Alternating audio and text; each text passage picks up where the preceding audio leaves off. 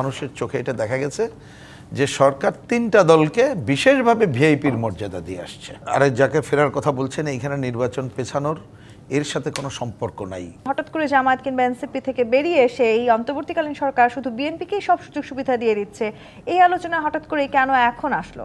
না, আমার ধারণা, যদিও আমি পুরো বক্তৃতাটা তো শোনার সুযোগ হয়নি, কিন্তু এটা বোধহয় মানে বেগম খালেদা জিয়ার বিষয়টাকে বলা হয়নি, আমি ধারণা করি, সেন্স করি, যেটা কারণ ওনারা যেহেতু জনসভাগুলো করছেন সেটা আমরা চোখ রাখছি। তাতে জামাতের আমির দেখতে গিয়েছেন, তাতে আমার ধারণা যে পুরো বিএনপিকেই বলেছে সরকার বিএনপির প্রতি যে ধরনের আচরণ করছে সেই আচরণকে তারা মিন করছে ওভারঅল। কিন্তু আমি খুব ছোট্ট করেই যদি বলি, আমি তো দেখি বরঞ্চ বেশ কিছুদিন ধরে, এবং প্রথম দিন থেকেই বলতে পারেন, তবে তারপরও একেবারে চোখে, মানুষের চোখে এটা দেখা গেছে যে সরকার তিনটা দলকে বিশেষভাবে ভিআইপির মর্যাদা দিয়ে আসছে বরাবরই।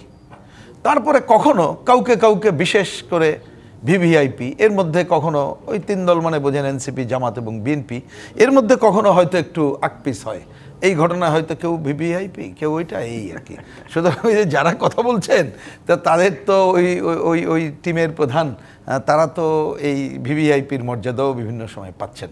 বরঞ্চ অন্তর্বর্তীকালীন সরকারকে এই প্রশ্নটা আমরা এর আগেও বলেছি, সেটা বলতে পারি যে ওনারা নির্বাচন চলে আসছে সামনে, এখন এই ধরনের কোনো দলকেই, আমি দলের কথা বলছি, তারা আগে যেটা করেছে আমি সেই ধারাবাহিকতা বলছি। আমি বলছি এটার সাথে বেগম খালেদা জিয়ার কোনো সম্পর্ক নাই। তো নতুন এবং ফিরে আসা গ্রাহকদের জন্য নগদে চলছে ক্যাশব্যাক সহ প্রতিদিন হাজারো উপহার জেতার সুযোগ। হবে আশা আর ফেরা, সারপ্রাইজ সেরা।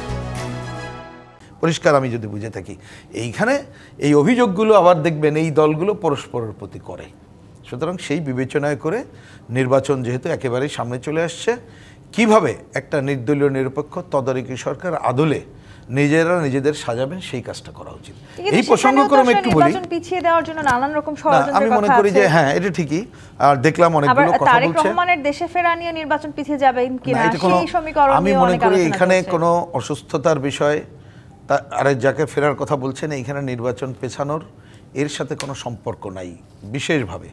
এমনকি খালি ছোট্ট করে বলতে হয় যে দলের নেত্রী তিনি ওই দলকে নিয়ে কথা বলেছেন। সুতরাং এই আলোচনা আসছে কেন? এই আলোচনাটা যারাই আনছে আমার বিবেচনায় তাদের মাইন্ডসেটে অনেক আগে থেকেই আছে যে নির্বাচন আরো পেছালে হয়তো তাদের বিশেষ লাভালাভ হয়। তার মানে কোথাও না কোথাও তো আসলে নির্বাচন পেছালে কার লাভ কার ক্ষতি সেই আলোচনা নিশ্চয়ই আছে। সুতরাং আমি বলছি যে এই আলোচনাগুলো এখন মানে খুব বলতে পারে, বলা নিয়ে আমি কোনো আপত্তি করবো না, এটা গণতন্ত্রের বিষয়, যে যার কথা বলতে পারে। কিন্তু আমাদের দ্রুত দরকার নির্বাচনের যে টাইম শিডিউল যেটা হয়েছে, সম্ভবত দেখলাম 7 তারিখে মিটিং করে 7 বা 8 তারিখে শিডিউল ঘোষণা হবে এই জায়গায়, এবং তার সাথে এই সরকারকেও বরঞ্চ যে একটু আগে আমি ভিআইপি ট্রিট করে যে তিন দলের কথা বললাম, এই সরকার তারা কিন্তু বিভিন্ন সময় দেখবেন এই তিন দলই নানাভাবে অভিযোগ করেছে যে অন্তর্বর্তীকালীন সরকারের মধ্যে যে উপদেষ্টা পরিষদ তার মধ্যে নিরপেক্ষ না।